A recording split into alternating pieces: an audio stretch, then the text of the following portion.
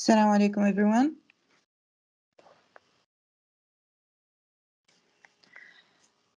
عليكم السلام. عليكم السلام.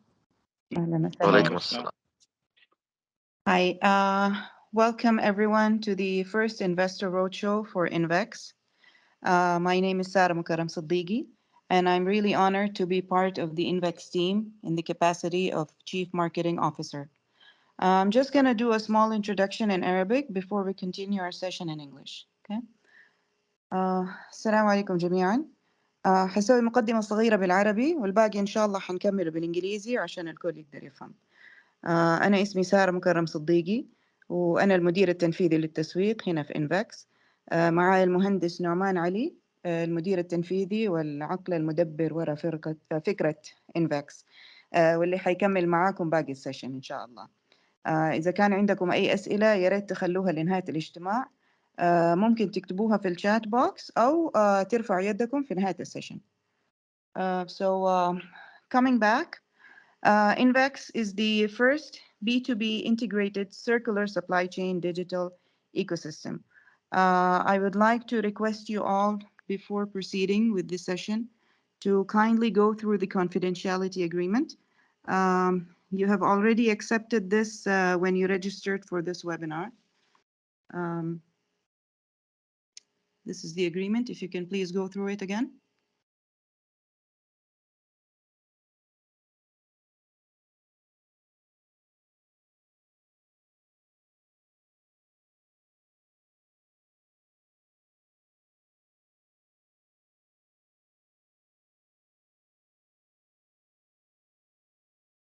Okay.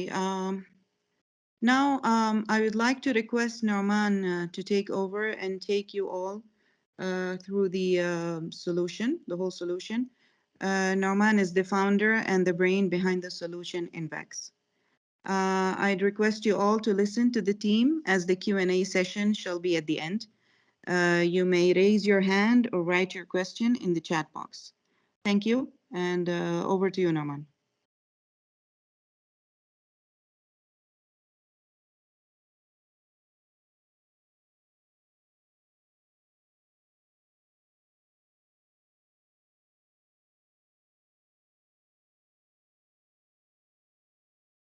Norman, I believe you're muted, please.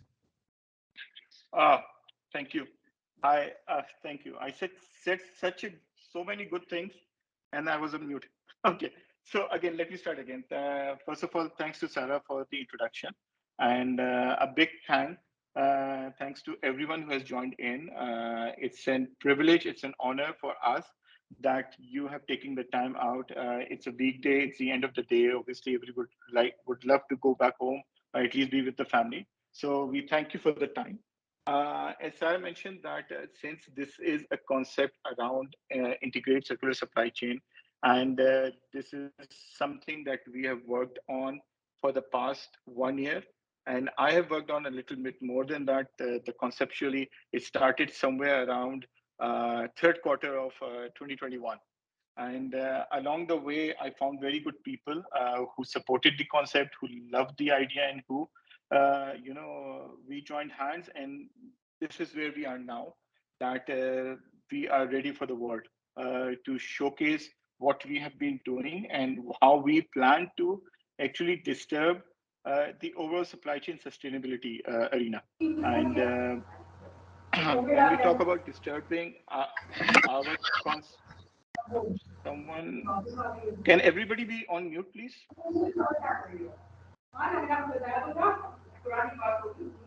Can everybody be on mute, please? Okay, thank you. So coming back, so the solution resides around integrated circular supply chain. I will take you through. The slides change. Okay. So I have basically showcased two pictures, and people who are within any organization, may they be in the supply chain function, on anything. This is something that everybody would have seen and would have experienced, and I'm very sure that everybody experiences on a daily basis. It's something which is in the background, it is there, and it is always there. So basically, how many times have you seen this in a warehouse or in your organization and thought about everything that can be done with all the obsolete inventory and scrap? Uh, and every manufacturing organization, any manufacturing concern would always be carrying certain level of uh, inventory obsolescence. And inventory obsolescence would be in the form of either slow moving items, either in the form of dead inventory, which is not needed, either in the form of excess inventory or in the form of expired inventory. Now, nothing can be done.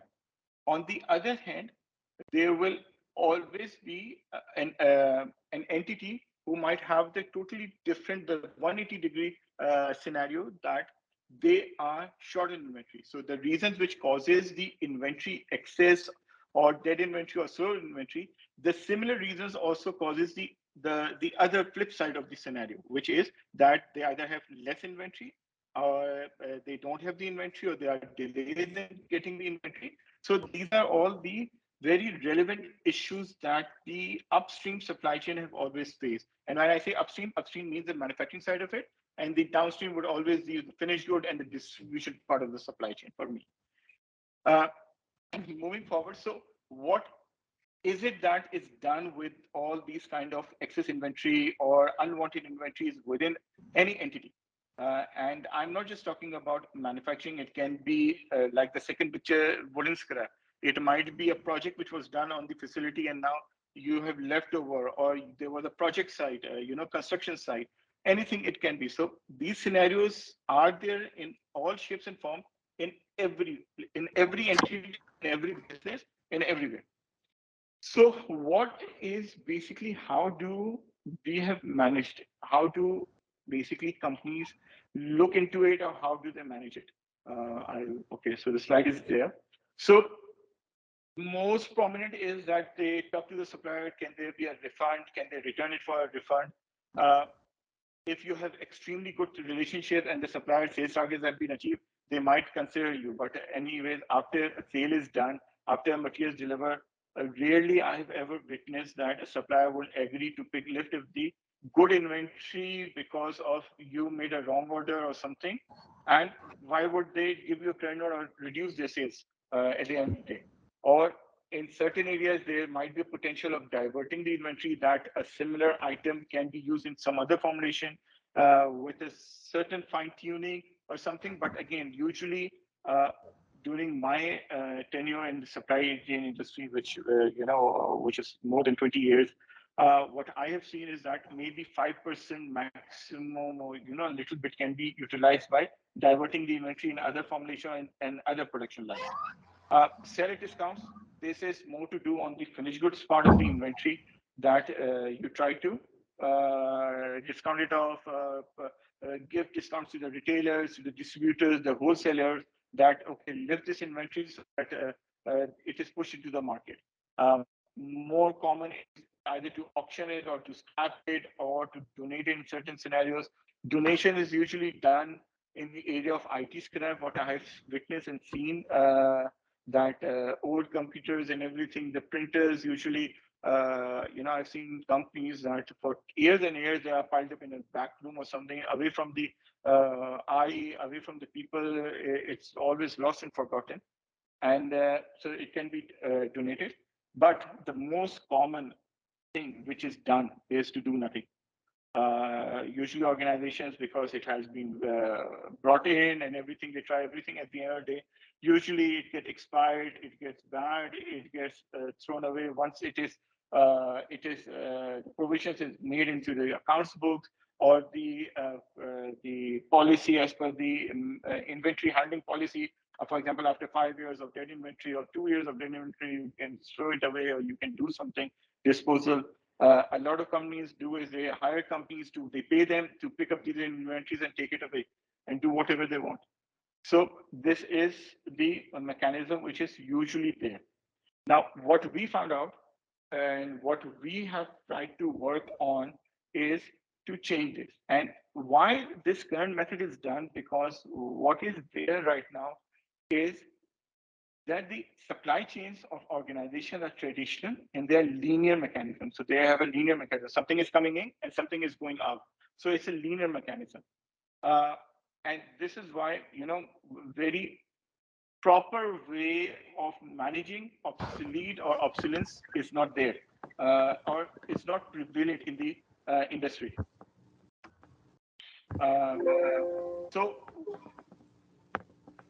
so the problem is primarily that there is zero visibility across the industry to connect the supply with demand. And what I mean by this is that when I mentioned earlier that there is an entity which will be carrying excess inventory at certain point in time, and there will always be another entity. Might they be in the same business arena? They might be in the same industry or in cost industry as well, where the same material can be utilized. And they might be having a shortage.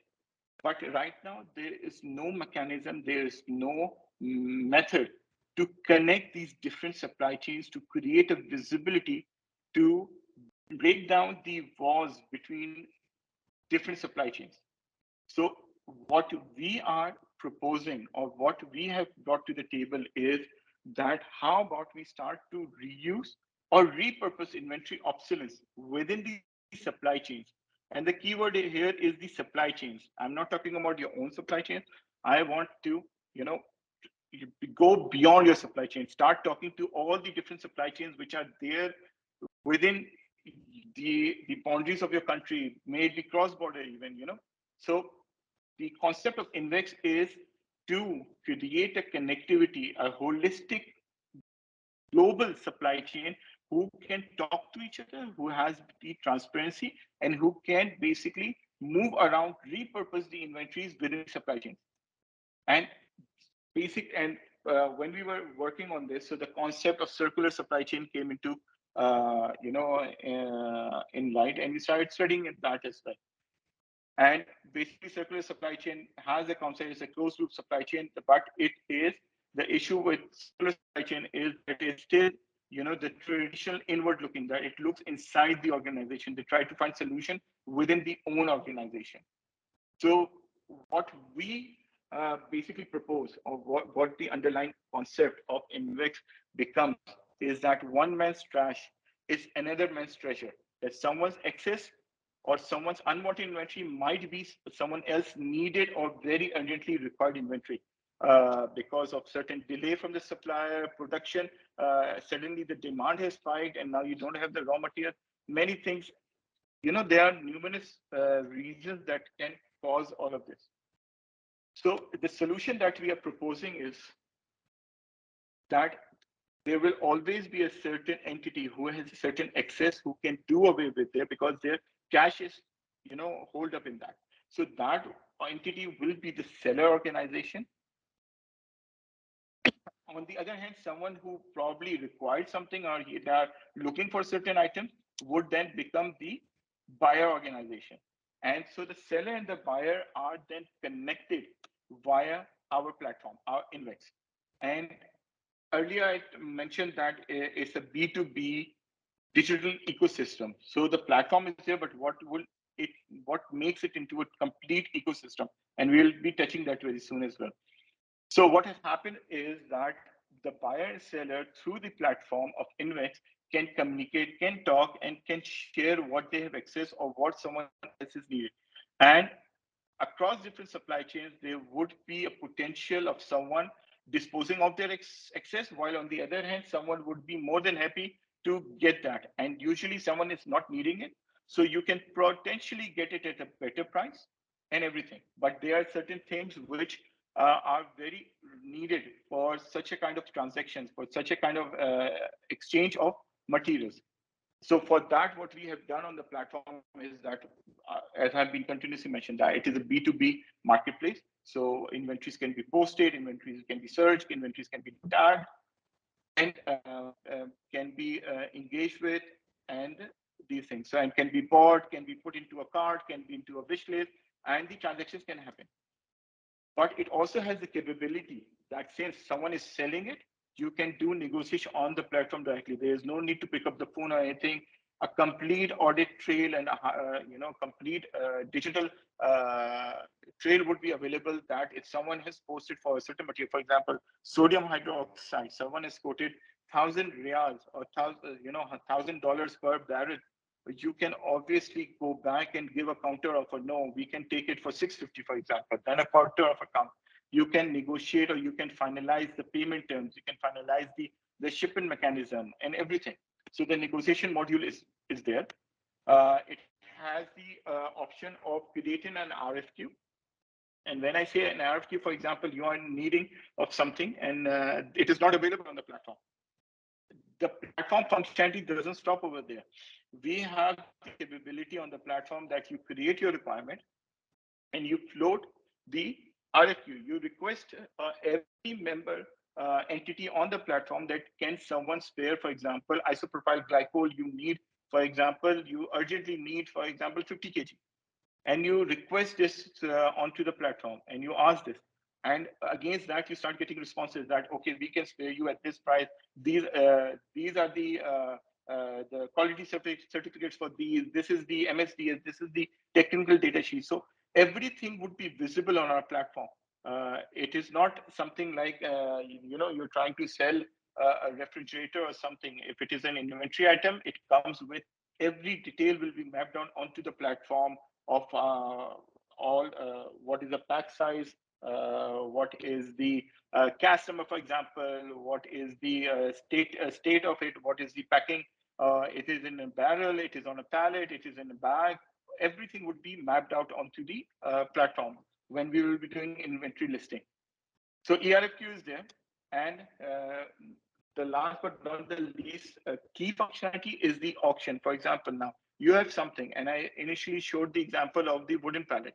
So now, or the wood scrap. So now on a project side, or I was with Siemens some years back, and on our project size, we used to get a lot of shipments coming from all over the world, and they were all coming in wooden crates. So once all the crates were open, they were piled up. At the end of the day, you need to dispose of it. And we used to run after every Tom and Dick people that go and check it out, who can buy this and everything. Over here, all you would need to do is create it into the system, create the auction, and the Inv-X team will be responsible to close this transaction for you, for the entity who created this. So our team will onboard, if they are not already there for a certain item, if already some buyers are not there, our team will search, will look for it, and they will onboard onto the platform, and a proper auction can be taken place, and it will have the functionality that it is like a closed envelope auction, that it will be secure.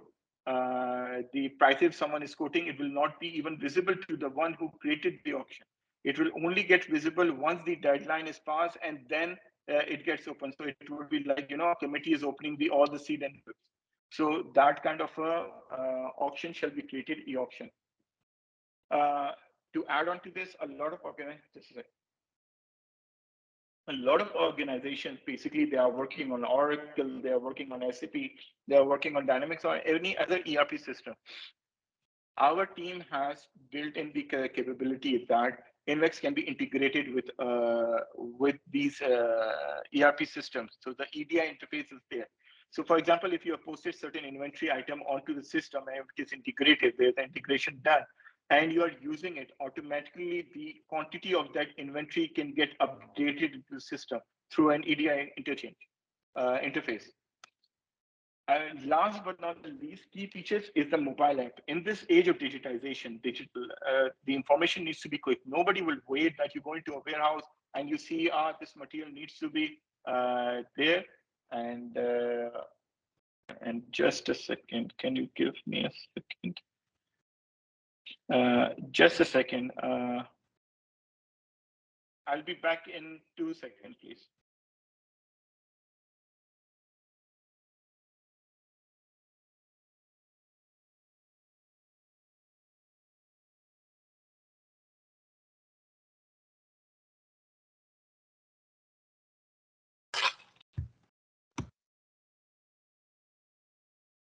My sincere apologies to everyone. I'm back. So So the mobile app will allow, so someone is in the warehouse, a supply chain manager is in the warehouse, they see something, take the picture, upload that inventory over there and let the world know that you that you have certain inventory which you would like to get disposed of. And the notification goes to everyone that this material is available for, it is available for selling.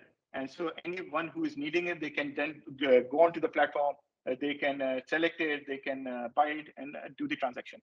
On the other hand, you are sitting in a meeting room, there's a meeting happening, and your material, there's a shortage. Log on to the mobile app, look for that material over there. If it is not there, create an RFQ and float it to everybody onto the platform. Now, what makes it into an ecosystem is, so these are the key features which I defined, the 6 features, the key features around it, but what actually makes it into a digital ecosystem. And that is the third-party integrations that we are building into the system.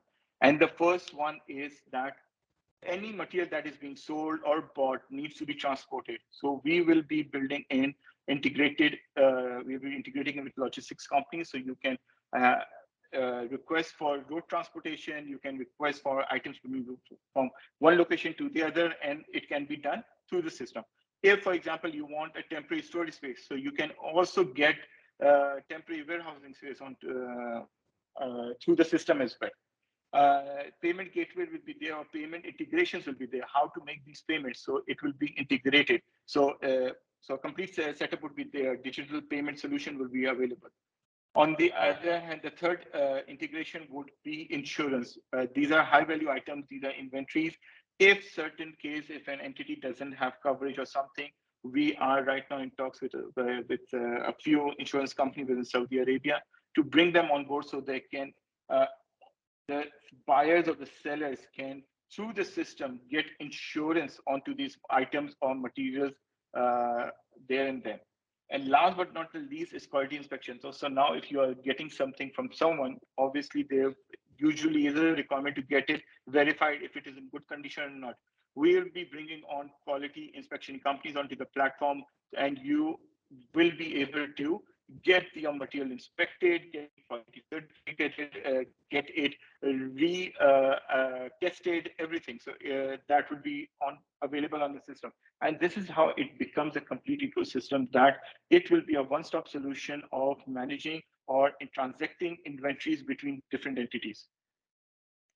But we will not be stopping there. Obviously, every ecosystem needs to have certain support systems, and those are mainly primarily that it will have complete reporting structure, it will have a complete dashboard, it will have multiple users can be, for example, if a company comes on board, it will not be a single user access. It will a complete access at different levels can be provided to different users from the same company. So that would be there. Data analytics would be there, that different reporting based on the transaction. So analytics would be available. Confidentiality is a very key element of the platform, because a lot of companies, when we were going through the business plan and defining the solution metric, we came up with one problem or one challenge, that there would be many companies who would not like to disclose that they have the excess inventory. So we have kept a feature that any company or any entity that comes on board Inv-X would first be vetted by our team that yes, they are there, they are proper, their documentation will be checked, verified, like the CR, the VAT certificate, the facility, the warehouse, and what material they are uploading, are they there or not? So, and has the material or the inventory listing being done correctly? Something is wrong or anything needs to be corrected, or everything will be verified by the Inv-X team. Once that is done, so confidentiality allows any company to post any inventory item without their entity name. But Inv-X will guarantee that whoever is posting is a legitimate organization, this inventory listing is legitimate, and it has been verified. And the confidentiality will be active till the actual transaction happens. For example, now you're actually buying it you have not decided and everything. At that stage, then the two entities can openly then transact. But For the public, for the general, anybody who is browsing through the system, the names can be kept confidential. The company names can be kept confidential. The fifth key feature would be the transparency and compliance. So every transaction that happens, anything that happens on the system will be carrying a digital trail with it. So if anybody would like, for example, a negotiation, why the price was did, for example, if someone wants to check if their guy is actually negotiating or not, or how did they interact. So you can open the complete history of the negotiation and check that what was the original price, what were the different dialogues which happened, and how the final price was reached and agreed upon. So the complete transparency on the compliance side. So like the auction is completely compliant. It is a closed bid, closed annual auction with it. If any item meets any kind of requirements like SFDA or anything from other departments, so we'll try to ensure the compliance to it from their perspective. Last but not the least, obviously, data is critical. Data confidentiality, data security is key. So our system is capable completely, and our CTO has ensured that it has a complete multiple layer from at every stage, from a transaction, from data, from execution, at all stages of it. It has the proper coverage of cybersecurity, and we shall be complying with the requirements, obviously, of CITC, Saudi Arabia. Moving forward, so what we have done is that when we first defined, I showed you the circular supply chain, and when we started working and we finalized this whole solution, we basically saw that it is more than the circular supply chain, because circular supply chain, as I said earlier, that it is more inward looking and it is within the organization. So then I had to, redesign or redo the whole concept of circular supply chain, and we made the technology as a central stack of it. And it is in 2D, but the concept is that technology being in the central as a central cylindrical stack, multiple supply chains are interlinked or connected through technology, and everything is moving, in all directions. So the recycle of the circular supply chain changes to repurpose. Now there are different mechanisms how you would like to handle your excess inventory, and nothing should ideally go to waste, but there's a potential of scrapping it in the proper direction. Scrapping for me is that in its actual form it might not be of any use in any industry, but through right scrap dealers, through a scrapping mechanism, it can be broken down into different components, and it can then be moved out into different industries as usable raw materials. So basically, Inv-X has redefined the circular supply chain concept, and then we basically then came up with the terminology, and that is where Inv-X is based, which is integrated circular supply chain. So it's a B2B integrated circular supply chain digital ecosystem. So this is the whole story, the how from inception, how it started, and where we have brought on, and where we are coming into it. Now, why are we doing this? What is the benefit of all of this? What is the value add that it brings? The value add is very critical over here. Basically, we are bringing in a solution which talks about sustainability, which actually is a workable solution on sustainability. So far, what I have looked at different solutions is about do this, change this, something. But right now, we are trying to actually give a workable solution on supply chain sustainability. That's the slide. Okay. The second benefit or the value add that since something is not going to waste, and another industry can potentially use someone else's waste or unneeded inventory and use that. So it has a double impact on reduction of carbon footprint. So you are not throwing away something, and someone is not actually buying that, avoiding to buy or cause additional carbon usage or energy usage. So it reduces the carbon footprint, it reduces the energy consumption to make that item. Third, which is the key concept, that it reduces inventory obsolescence. It reduces and or eliminates waste altogether, because now waste can be repurposed as into proper scrap management, and it can go into flow to different industries where it is needed. Fifth is and this is very key for all finance, that it improves cash conversion cycle, because now nothing is being tied up unnecessary inventory. You are bringing back capital into the organization. Previously, inventories are tied up, or if you do not have inventories and you do not have a solution, your opportunity cost is high because you are losing on sales. But here we are giving opportunity that instead of just relying on suppliers and trying to wait for their lead times, maybe high potential, high probability is there that someone within the across the supply chains has that item, and they can provide it to you. So it improves the cash conversion cycle, and it gives a lot of growth to circular economy, that you basically are bringing everything back into the economy, nothing is being thrown out. So it is being reworked and the circular economy starts moving. So over here, I will end. So this basically ends the overall the solution part. I will now ask Amir Dokar, who's our CTO, to take this forward and talk a little bit on the product part. Amir, over to you. Naman, thank you so much. Appreciate it. If you can please bring up the slide. I'll take it from there. Hi, everybody. My name is Amir. I'm based in Dubai, UAE. I used to work with Procter & Gamble for 20 years as Global Director, Data and AI, and pleasure being on this team. So as Naman was mentioning about the problem that we are trying to solve, I'm going to tell you in 2 slides how we are going to solve the problem and bring the platform up and running. So Inv-X platform that we are developing already, hopefully in the next slide we can show you a bit of a video as well, if Naman can pop it up. But we are trying to create in a mixed architecture to make sure that we start on a model which we can sustain in the short term, while keeping the base platform in a way that it allows us exponential growth, i.e., as we are gaining more traction with the industry to bring buyers and sellers on the platform, and we work through the end user experience, we want to make sure that we can scale the system and grow exponentially with the system.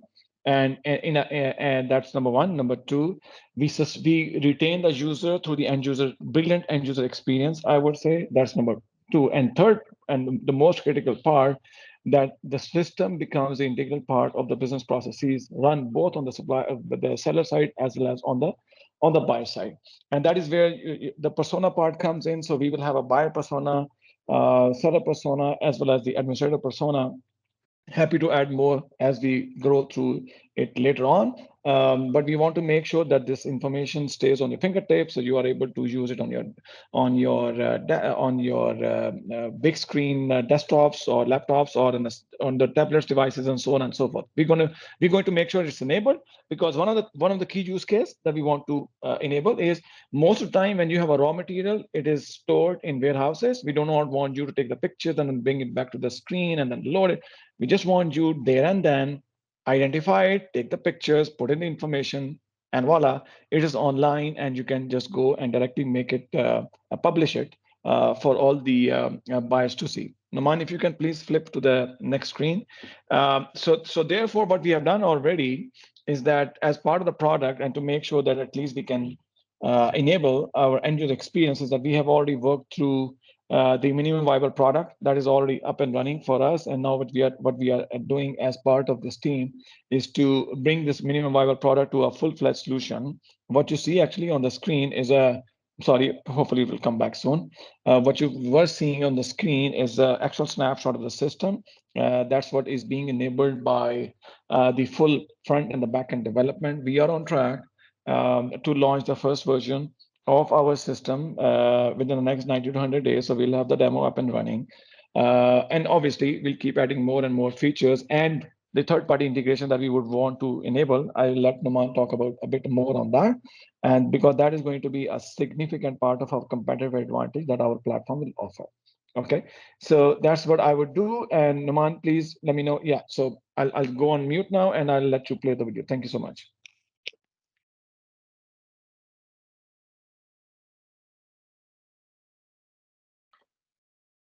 So we start with seller persona. So seller wants to sell something. Sorry, I have to probably talk. Seller wants to sell something, list the items, and once the items are listed, they can publish something or keep unpublished, as a private items. And then they can create a new items. If you want to list on something, you can attach photos, put base information, and then we know that the items will be different. Some information will be different by type of item or the category. So we will enable that flexibility. So imagine doing this on the laptop as well as on the cell phone. So you will be, we will enable you to do that, uploading the pictures. We will also enable you to upload bulk items. So some multinational companies may have bulk items, so they may want to upload it and look at the quantity and that they want to list down, put in the price, and we will enable you to sell it not only as fixed quantity but also partial quantity as well. You listed 100, you want to sell 50. All right, and then how is your negotiation happening? Is the bid accepted, bid rejected, or it's in progress? Who's pitching for what? So you would be able to see across the board of this one. Now I come as a buyer, so I can go ahead, and I can look through the item. I don't even have to log in, by the way, if you want. I mean, you can even choose to do so. You can search through the item and then carry forward the rest of the experience.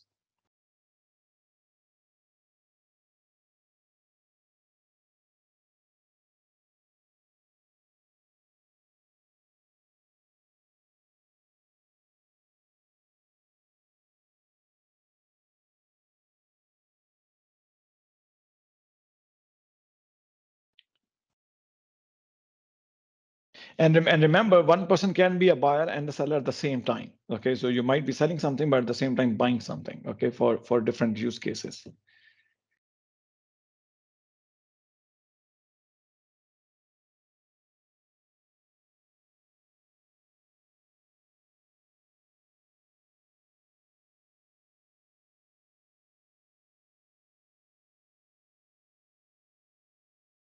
Okay, so you're looking at different items.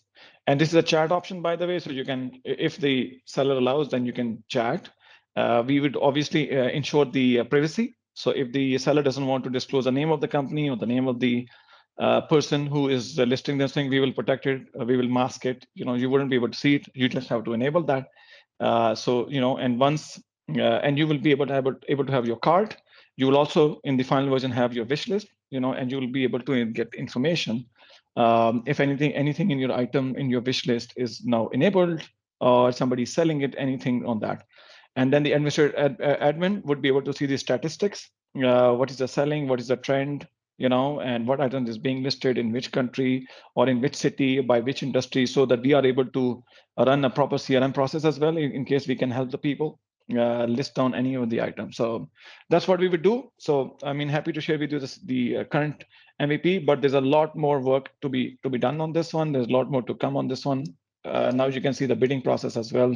So all of this is happening. So we are now working on the full integration. And oh, by the way, we are developing this full stack, and we have the option to move it both on the Google Cloud as well as on Azure Cloud. Microsoft just announced an Azure Cloud in Saudi. Very excited about this. Couldn't be happier about the timing. And we will probably be some of the first users going on that platform. Maybe just negotiating our better pricing with both the clouds. But Azure could be one of the leading options that we will be considering. But anyways, more to come on this one. Numan, back to you. Thank you so much.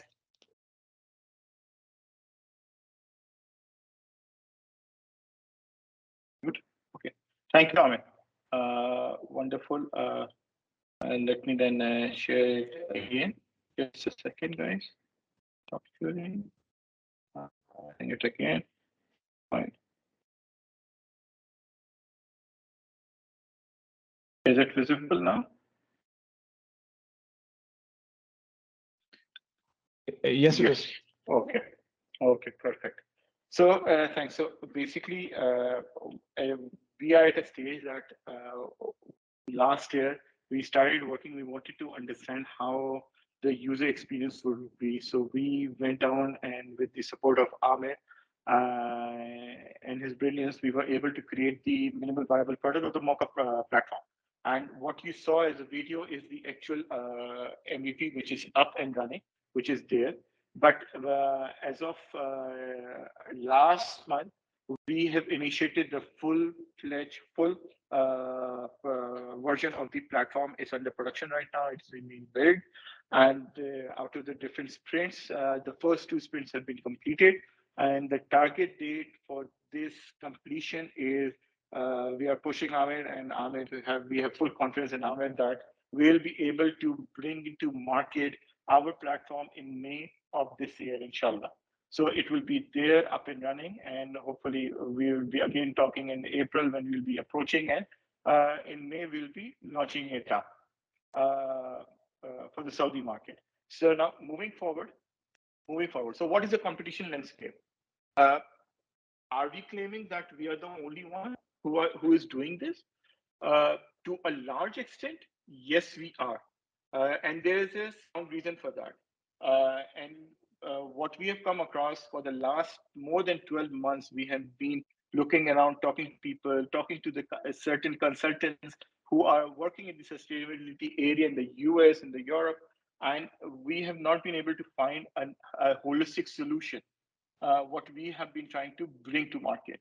So what we saw is that there are certain platforms which focus on finished goods, of disposal of excess inventories for companies, or platforms like even like Amazon. And I was recently introduced to another platform which is known as Lowcart, which is basically a B2C platform for any kind of, it's like eBay or Amazon, but they have the small option that you can sell your used items like eBay. So, but those are B2C. But everything is focused on finished good. The final product, like you want to sell your watch, you want to sell your mobile, you want to sell your bed, you want to sell speakers, these kind of things. On the other hand, there are certain platforms, and this was a very encouraging find, and we thank one of our supporters, I would say, who has guided and who has big trust in us, that in the spare parts industry, there are certain things which are happening. So there are certain platforms which are completely focused on spare part on specific industries only. So basically, when we talk about finished good, there are these two platforms, which is Excel to Sell and Intern. Intern is, I believe, is in the US. Access to Sell is also some either in the Europe or in the US. And then we have Obican has a product known as Shamil, which basically was to pool these spare parts within the Obican industries. But now they have started recently, which I understand, is to also sell this product to other companies as well. But it is purely focused on spare parts. And there's another, I would not call it a platform. It's a good initiative, which is known as Surplus. It is in Pakistan. It's basically a website where different inventories are posted, and but it does not have a user experience, or it is not an ecosystem, or it's not a proper platform. It's more of a website. So these are the two areas where we found. So now what's missing? Why is Inv-X different, and why do we believe that what we are doing is beyond what we have seen so far? So there's a huge pool where it comes. There's raw materials, there are packaging materials, there's equipments and assets. I recently got a very interesting request from someone from the logistics industry that they are retiring certain equipment, and they wanted to know when our platform will be ready, because they would like to use the platform to do proper digital auction. They would like to digitize their auction, so they have certain trailers, certain vehicles, forklifts, different sizes.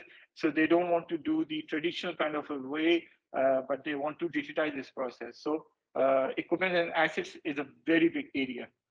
Spare parts, again, finished goods, and last but not the least, project-related scraps or unwanted items on your, like construction sites are there, a lot of leftover materials would be there. Project site, different things. So scrap is always there. So what is Inv-X is doing? Inv-X is basically addressing the complete inventory universe. We have the capability to address or to bring on anything and everything onto the platform.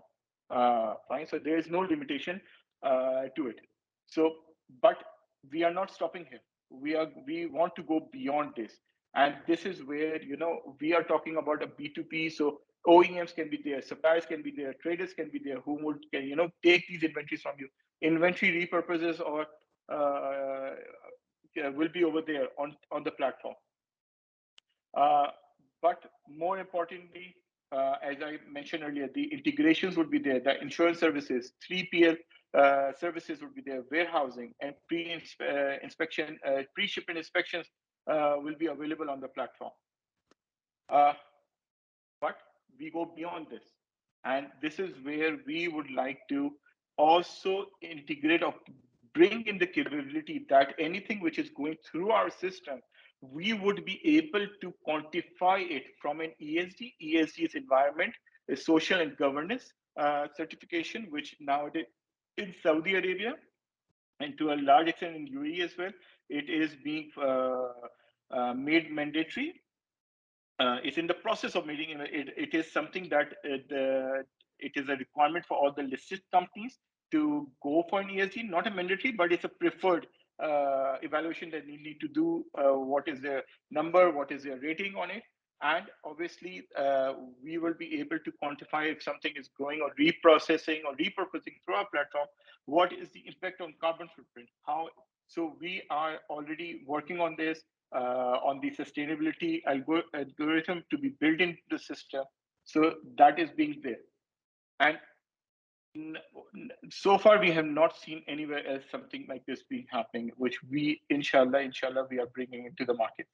And future plan is that we would move towards entities, because business entities are working together, they're integrating. So we shall be moving to smart contracts and bringing it that all through blockchain. So it will be a blockchain-enabled smart contracts functionality between companies. So more security, more compliance to everything. So that is the overall plan. And as we achieve all of this, so what we are bringing to the table, or what we are bringing to the entities, to the companies, is that it will increase their profitability. It will help them reduce inventories. It will help them bring their cash back, better their cash conversion cycle. And as we grow, the organization shall grow as well towards sustainability, towards less carbon footprint. And again, when we look at how the kingdom is talking and investing in the supply chain of Saudi Arabia and into the sustainability and reduction of carbon footprint, we truly believe that we are there. We are bringing something which is very much in line, and we try to support the objectives of where Saudi Arabia wants to be with regard to Vision 2030. So we are excited about it. So this was the competition landscape. Now, coming forward, how aggressive we would like to be. And again, we are not talking about just Saudi Arabia. So we plan to start with Saudi. We, inshallah, in May, we'll be up and running. We will have the product ready, and we will launch it in May of this year. Next year, we want to basically then move into the countries adjoining into the GCC, primarily UAE, Bahrain, and Qatar. And that is where we will not just limit that UAE will be handling UAE, but then materials in Saudi Arabia can be moved to UAE, to Bahrain, and we will be working on functionality and mechanism that inventories not just across supply chain within the country, but supply chain within the regions can also talk and can share information and can move it. So cross-border, and this is where the logistics integration will come, make a very key role, that we would be partnering up with companies who have the full capabilities to handle such kind of cross-border shipments. Then, if Allah wishes, if everything goes well, then our next market is that we gain the experience from Saudi, from UAE, from smaller manufacturing markets. Then we move to the most adjacent, the bigger markets, and Oman is a small one, so that is there. But Pakistan, onto the left side of Saudi, and on the right side, Egypt. These are very big manufacturing markets, and their volume itself is, it's multiple times bigger than these, the Saudi, UAE, and Bahrain and Qatar combined. So that is there.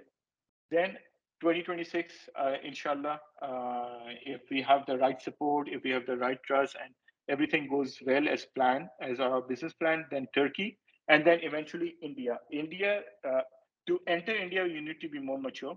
This being a Saudi company over there, we believe that we will be easily able to, after gaining all the right experience, expertise, understanding, knowledge, will be ready to enter into this Indian market. India market alone is bigger than the whole Middle East, North Africa, Turkey, Pakistan combined manufacturing. And so that is our plan for global expansion, inshallah. So who basically, again, a solution is as good as the team who is basically bringing it to you. So what is so special about us? So again, I'm the one who came up with this idea, and then I brought people. So my name is Suman Ali. Right? I have been in the supply chain, operational supply chain for almost 20 years. I have worked with multiple multinationals, and I've been most of my career, I would say 75% of my career, I have been in leadership roles.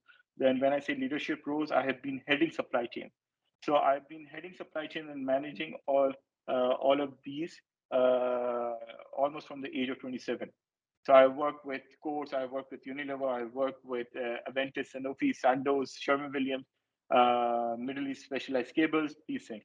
And now for the last 3+ years, I am operating my own supply chain consultancy in Saudi Arabia. And so I've been working with different industries, with different companies, and helping them better their supply chain and operations and processes. So this is my introduction. Then we have Sarah. Sarah introduced herself at the start. Sarah comes with a sound customer service, sales, and marketing experience. She has been in the kingdom. She's a Saudi, so she's been here all her life. She has worked with entities like Solex Plus, Sherwin-Williams, Zultec, and now she is my also my partner in supply chain talks as well. The supply chain consultancy. So we both are also handling this, and this is a project that we are together on as well. The third, but not the least, is Ahmed Kashwas Siddiqui. He's our Chief Operating Officer. He is the ex-business unit head for power and gas and renewable energy for Siemens Saudi Arabia. Before that, he was with Escosa, the gas turbine maintenance factory in Dammam. And before that, he has spent all his career in Siemens in different countries. He has been in the US, Ireland, Scotland, sorry, not Ireland, Scotland, UK, Germany, and even Pakistan. And now he's also part of our team. He's my partner in Pakistan, and he is heading the Pakistan operations for us. And Amir, he introduced himself as well. He's our CTO. He is the ex-director of IT Vision and AI, Vision AI and Data Management for Procter & Gamble. He has a very lustrous career of 20+ years with Procter & Gamble. He is based out of Dubai, and he is the co-founder and the CEO of Inv-X. It's an IT solution company. So this is our team. Right now, as we have moved forward, we are very fortunate to have Noman Lutfi as an advisor to us. And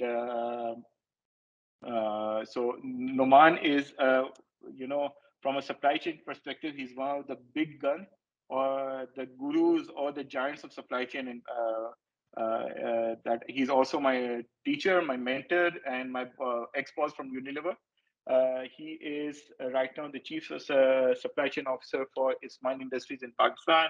Before that, he was the chief operating officer for Rupali Foods. Before that, he was English biscuit manufacturers. And then he has also served his major career in Unilever, and he was the director of supply chain for both Unilever and Sri Lanka and Pakistan. Unilever, Sri Lanka, and Pakistan. Noman, I believe you are there, so it would be Yes, more I'm better here. that if you introduce yourself, and over to you, Noman. So, Assalamu alaikum, everybody. I think you have already introduced myself. I think thanks for, I think is my Noman again. Thank you, Noman. I think my career, as he's mentioned, is a revolver and supply chain. I think it's almost now it's completing 30 years. So 3 decades of working, in which 25 years with Unilever, Pakistan, 22 years and 3 years Sri Lanka. So mainly in Unilever, Pakistan and Sri Lanka. So that's the biggest journey. And then I spent some time on 3 years in English biscuits manufacturing. My role was to integrate supply chain there. And after that, I started my own consultancy and working. And then I got an opportunity to work as a CEO of Rupali Foods. And after working there and align the system, I come back from Lahore to Karachi, and recently joined as the Chief Supply Chain Officer for Smile Industries. I'm sure you heard the name of Candyland and Biscone or Snack City. So these are the main three main brands they have, and the other categories that they have. So, and I'm associated with a few of the advisory boards as well as with as well as some as a board director in some of the companies. So that's the short introduction of myself, Noman.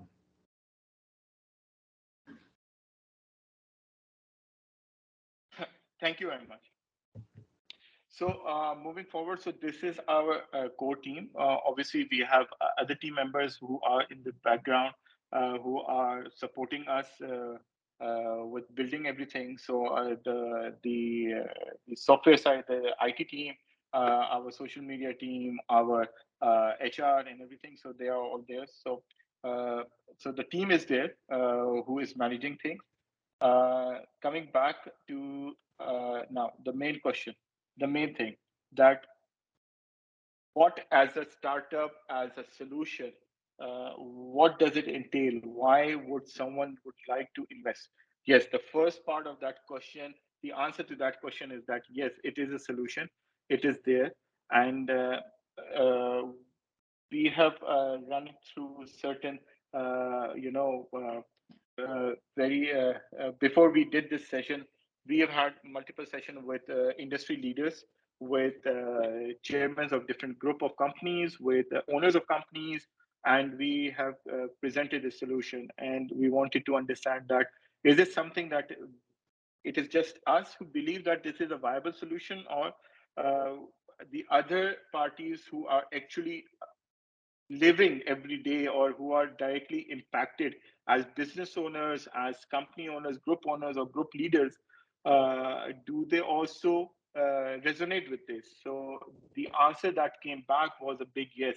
And when I even showcased this to Noman Lutfi, he also gave us a very big, word of confidence that this is the right solution to bring to the market, and it shall carry a lot of weight, and it will address a lot of topics. So the revenue model is there in front of you. That it's a B2B marketplace, warehousing, packaging. So they are, since it's a holistic and end-to-end digital ecosystem, so everything would be bringing in something or the other.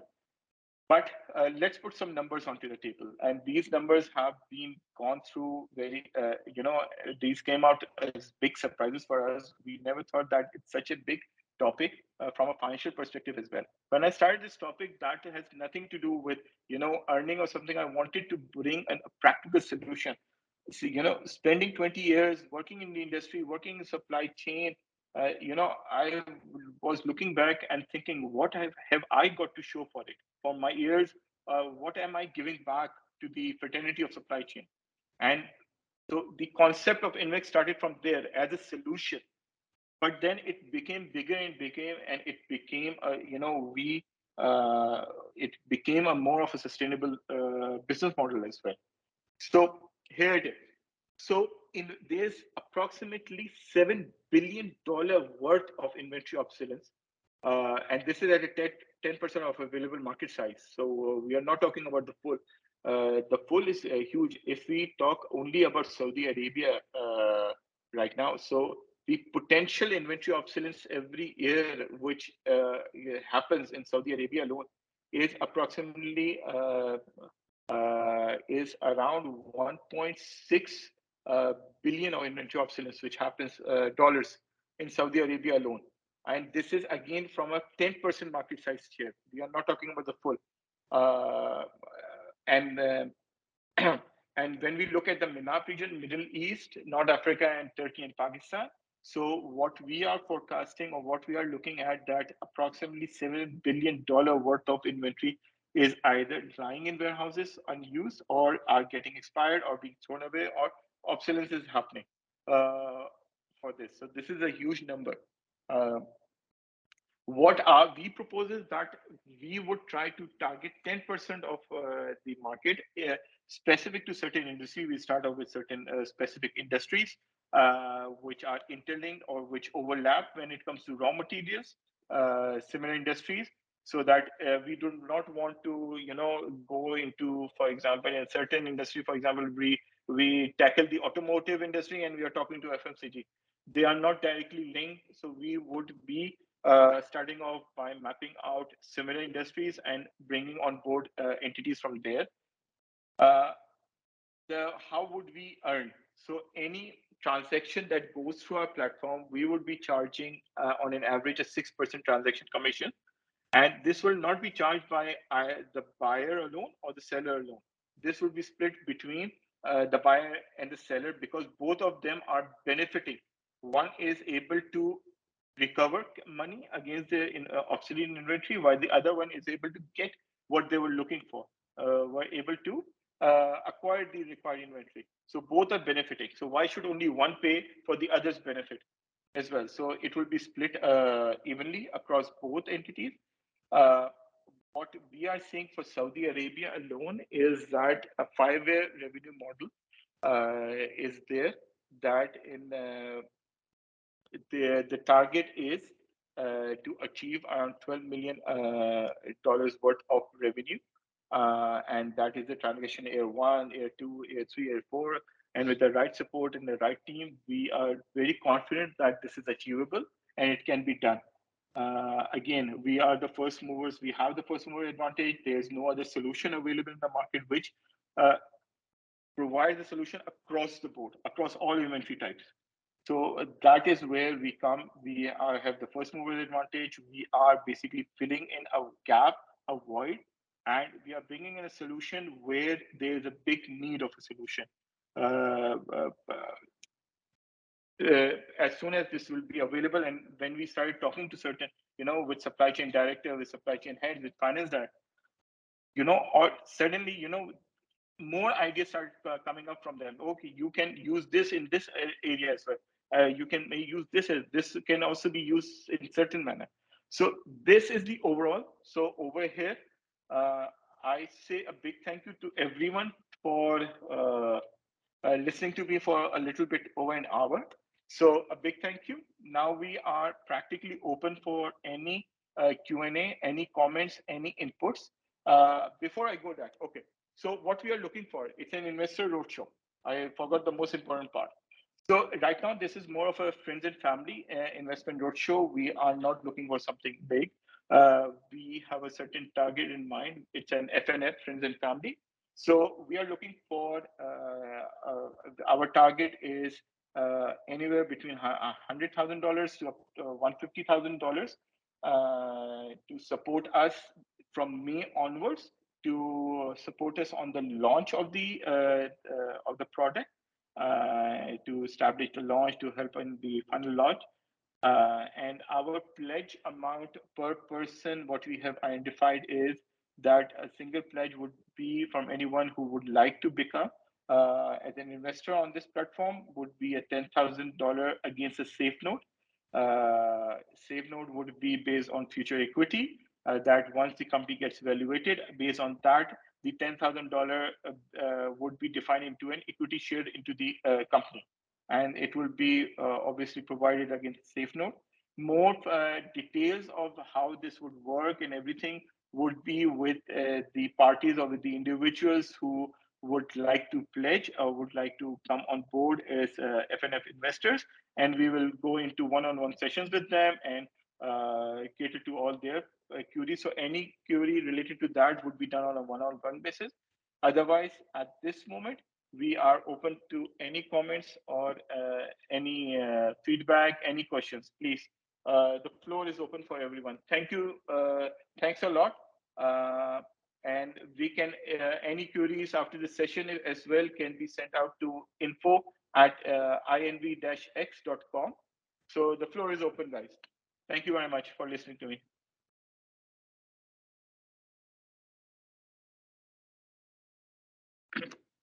Just a second, hold on. I have, Okay, so we have, yes, Ali Mirza, over to you. You can unmute yourself. Yeah, first of all, thanks, Naman, for taking us through the presentation. I think I'm very excited, having like sort of borderline FOMO, because what I really appreciate that you guys have done in the strategizing part is the needs identification and then mapping and then developing the solutions, based on the needs of the segment. So this is something that I feel is what you've done in a very interesting way, and it again the uniqueness isn't in question. I have a few questions, but I'd just like to say, because I'm running short in time, I have to jump into another meeting. I'm very interested, and I'd like to be, I'd like to take you on that pledge of being that, being a member of the initial investor team. I have a lot of questions, but I'll take them up with you on an individual basis. It's something that I'd like to touch base upon, specifically our GTM plan and also onboarding and growing the business as well. So thank you so much. But I'd just like to clarify here that I'm interested and I'm on board. So good luck and looking forward. Thank you, Ali. I appreciate, and definitely any queries, I'm available. The email is there.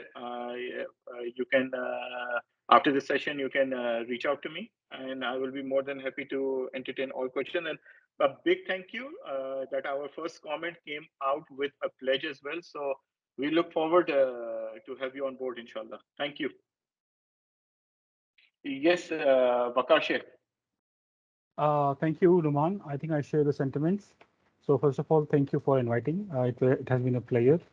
I think coming from corporate background, it is indeed music to my ears. And it's a welcome, I think, tool for us. Just one follow-up question. Is there any specific industry or segment you are targeting at this moment before you move on to anything? Okay. I'm good. So I will answer that. Ideally, we would like to start off with two industries primarily. The third one we are still finalizing. The first two is the FMCG sector, which is obviously which has a very strong manufacturing base in Saudi Arabia as well, and the pharma segment as well. So these are the two industries that we have initially identified. And we also did a research project in the summers with some interns to understand how inventory obsolescence is there in these two segments. So our idea is FMCG and pharma to start off with. Super.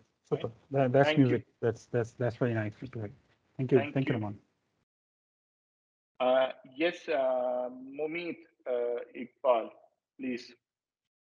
Hi, Numan. Thank you very much. The product seems quite exciting.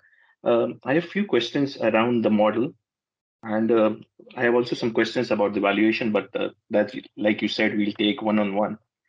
My first question is, the focus of the software in the beginning will be on finished goods or used goods? Okay. As I said, the focus of the platform would be all across all kind of inventory items. So it will not be just finished good, because finished good has other revenues as well. We are basically, and as I mentioned at the start, that we are looking at upstream supply chain. When I say upstream, on the manufacturing side, that would be raw materials, that would be packaging, that would be spare parts, that would be anything within the manufacturing side. Nothing, ideally not at the finished goods or the distribution side of the supply chain. But having said that, our platform has the full capability to tackle any and every kind of inventory item. Fine. Okay. Yeah. Thank you. The second thing is, what sort of controls will you have, which would prevent buyers and sellers to do the transaction offline? So they can get the information from your platform, but then they can do the transaction offline. Okay, great. Just yesterday, this question was asked by someone to me. So the control is very simple, that First of all, if someone wants to go behind our back and take the information and do the transaction, they would be able to do it only once, right? Because we would get to know that the transaction was not closed and they still do it. We'll be in contact and we will be doing it. So they will be off our platform. So they will not be able to utilize our platform after that, ideally, unless or until they agree that they will not do it, or either they agree that, even they did it outside, they still owe us a commission. Because again, anybody who is going on the platform, it's a business B2B is there. So first of all, the confidentiality, they would not get to know who they are dealing it with, ideally to the last instant. So we will be interacting. We'll be the interface between both the entities, our team. Secondly, again, everything will be through contracts. So our system would be, the transactions will be contractual, will be backed by contractual agreements as well. So again, if someone goes and bypasses, it becomes a legal issue for them. From a perspective as well.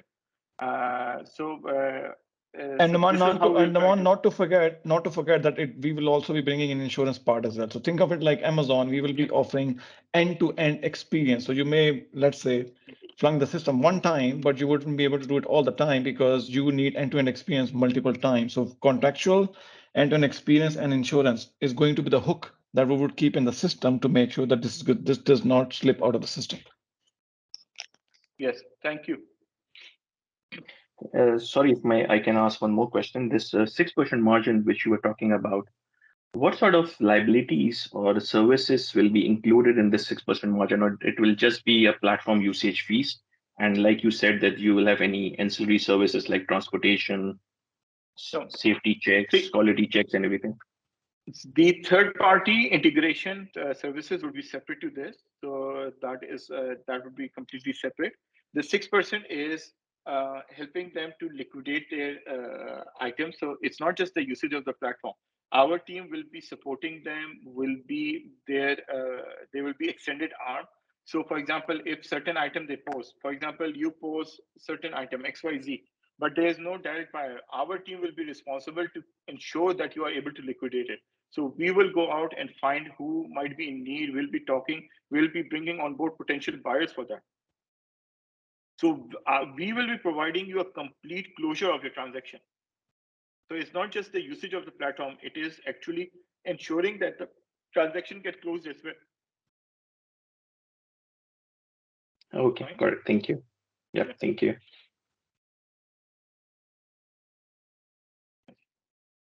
Any other questions? We do have a lot of participants. If there is no question, maybe I can ask one more if that's not a problem. Please, Mumit, you do that. And then we have a question from one Murtaza Salim. Mumit, you, and then after that, Murtaza Salim, please. Now, this how much? So you talked about funding of 100K to 150K. So now, will that be sufficient to launch the product, or there will be more funding needs? Yeah. So, see, you need to understand from the perspective that the founders, the original team, we also have a certain capital invested in it. So that is there. This is the friends and family. The concept is to provide, because this is usually a one-time offer, which happens to the investment rounds, which is the FNF. This does not open after this. So it is the first potential option that at the early stage we allow our friends or friends of friends to come on board and buy into the idea. Because after this, we shall be, once we launch it, our target is to ensure good transaction onto the system, create the traction onto the system, and then move to the pre-seed and the seed A investment round somewhere around in Q4 or of this year or Q1 of next year. And that will allow us to prepare for the the full expansion for moving forward. So this is the FNF is a one-time option, and this shall not be repeated potentially. No, I understand, but have you forecasted your burn rate after the launch? That what will be your burn rate going forward, or it's too early for that? No. We have the financials on that side. It is being the expenses, everything has been worked out. The whole plan is there. And see, while we are doing the FNF session, we are also talking to potential big parties as well, who can bring in the big dollars as well, like somewhere around $1 million of this thing. So that discussions are already happening on the sideline. So, but as I said, that this provides an opportunity for friends and family to come on board at the start, because once that is done, then this option does not open again. Okay, thank you. Thank you very much for that. Welcome. Yes, Murtaza. Hi, Numan. Thank you for Hi. the presentation. And Numan, my question relates mainly towards the awareness among the market. So, for example, this solution was pretty much new to me. So, what are the forums we will be utilizing regarding the awareness of this solution? And of course, if you don't mind, can I ask what will be the marketing cost? And have we like factored in our projections or not? Okay. Yes. I will answer your question. Good question. Thank you. Wonderful question, to be honest. First, let me talk about the avenues. My target, the first target would be once we launch in September. So we will be obviously, okay, I'm connected. So I will be word of mountain as well. Everything is all good. But say in September or October, this year there will be a Saudi supply chain conference happening in Saudi Arabia. It's one of the biggest supply chain events which happens, which is then followed by the procurement conference of Saudi Arabia as well. Fine. And similar conferences happen in UAE and different entities as well. So our plan is to basically bring, once we launch it, to take this product over there and launch it formally, to the biggest platform or the biggest forum that is available for Saudi Arabia, the supply chain conference. And that is where all the supply chain heads and different companies and everything, they come on board, they showcase and everything. So that is our target, that we will be doing it over there. We will try to go there with a big bang. On the other hand, on the marketing, as far as the budget is concerned, I'll answer the first one. Has it been incorporated? Yes, a complete marketing cost has been worked out. It has been incorporated, and certain plans are there.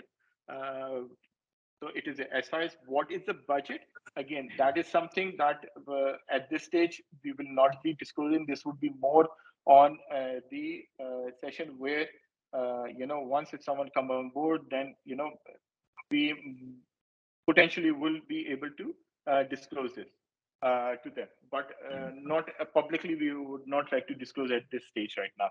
But yes, the answer to both of you is the plan is there. We would like to, so we will be using the traditional mechanism as well, and we will be using the digital perspective as well. To be honest, I would love that in the Jeddah Sanaya area over here in the industrial area, I put Inv-X ad on the biggest billboard available right in the center of the industrial zone. I would love that, the traditional marketing. Fine, but on the other hand, I would love to do the digital marketing, go to conferences, everything to showcase, to talk about it. The key is to talk about this product. By doing a simple, billboard or a digital marketing is not enough. Someone needs to talk about it because it's a new concept. It needs to be explained, and how I explain, how it started, the circular supply chain, and then moving into the integrated supply chain. It's an evolution of the concept in supply chain as well. Integrated circular supply chain is not a term which has been available.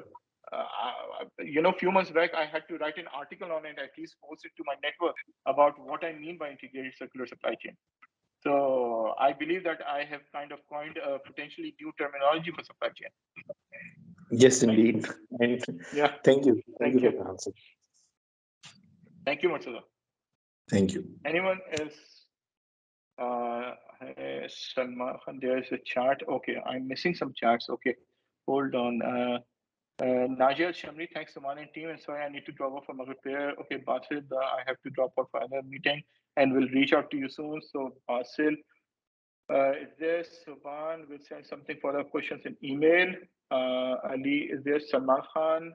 Hi, Noman. It was an amazing presentation with such an excellent idea. Wish you very good luck for such an interesting initiative and future endeavor. It's a humble request. If you could please elaborate once again about the minimum amount which can invest now as an FNF opportunity, please. So the minimum amount is what we are doing. We are doing pledges from $10,000. That is the amount that we are looking for each. But if someone wants to do a different or something, we are open for that. So Salman, I don't know if you're in the call or not. I hope he is. I think he is. So again, if you are interested with a different amount as well, share with us if we have the room and if we have there, because we already have some prior pledges before the session started. We already received certain pledges. So we are more than happy to discuss if 10,000 is something that you believe is a high number for you, but you still want to be part of this project, part of this initiative, then we would be very happy and excited to discuss this on one-on-one. Okay, thanks, Salman. Yes, any more questions?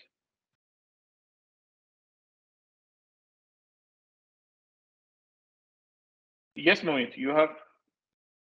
Yeah, so I would be interested to pledge, but I would need some more visibility on the valuation. So if you can then let me know what would be the way forward in order to do that talk. If you can send a small note, because again, we only have at info@inv-x.com.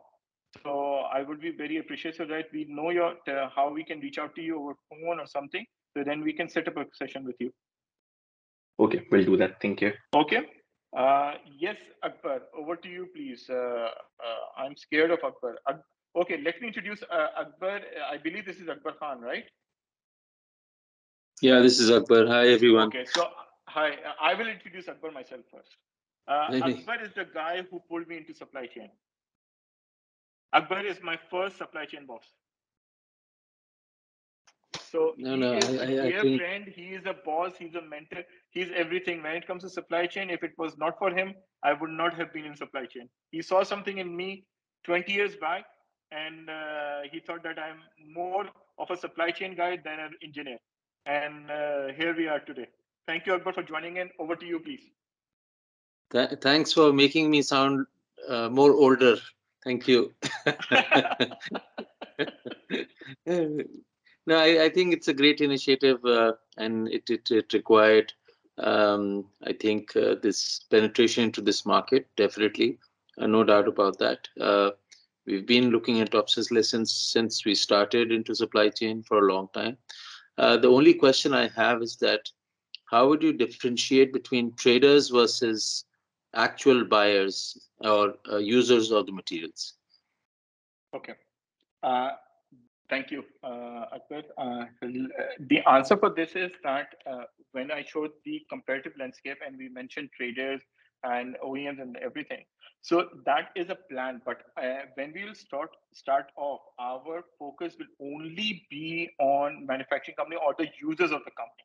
So we will not at the initial stage allow or bring on board actively who is a trader or wholesaler, because then it kind of to a certain level defeats the purpose, but it still has an evidence that a trader would be more than willing to buy. So a trader can be brought on as a seller, as a buyer, but his seller activities will not be. So we will be looking at it, we will be evaluating, and there are different personas onto the system. So there is a buyer persona, there is a seller persona. So our team will evaluate who that entity is. We will do the background check. We will meet with them. We will look at their, their commercial registrations, because it's a B2B. So we need to do all the legal checks into it. And if that person is not a manufacturer and a user of it, we will only allow him as a buyer. But if someone is a manufacturer and a user, so they can have both the personas of the seller and the buyer on the platform. So this is how we will try to control it. Yeah, I think that's fair enough, because then it's a marketplace. To be honest, it's a marketplace, but dedicated towards users of the materials rather than just traders. So I think that's the whole intention behind. That's what I presume from the presentation. So true, so true. And it suits the requirement of the end user primarily. I think that is the most important. The other question is that you focused on pharmaceuticals. You've been working in pharmaceuticals as well as myself. So so from a product specification angle, some requirements should be there. So is there a platform where if a material is shared, so specifications or certificate of analysis and that kind of access could be provided to the end user? I was expecting this question from you, but bullseye. I think Amir would resonate with it. My requirements were very clear when we were discussing with Amir that the TDS, the technical data sheets, the MSC, the safety data sheets, and all these things, the quality certificates. So when we'll be creating an inventory listing.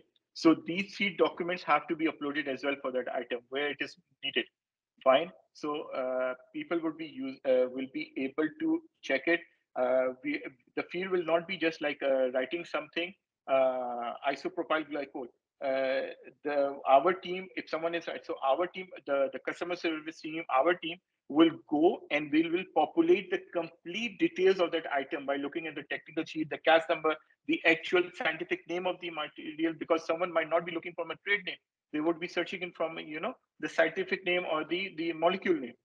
So everything would be there. So all these data sheets will have to be uploaded, have to be provided, quality certificates, everything. So that is there. And this was the most important feature of the inventory listing or the inventory upload that has to be there.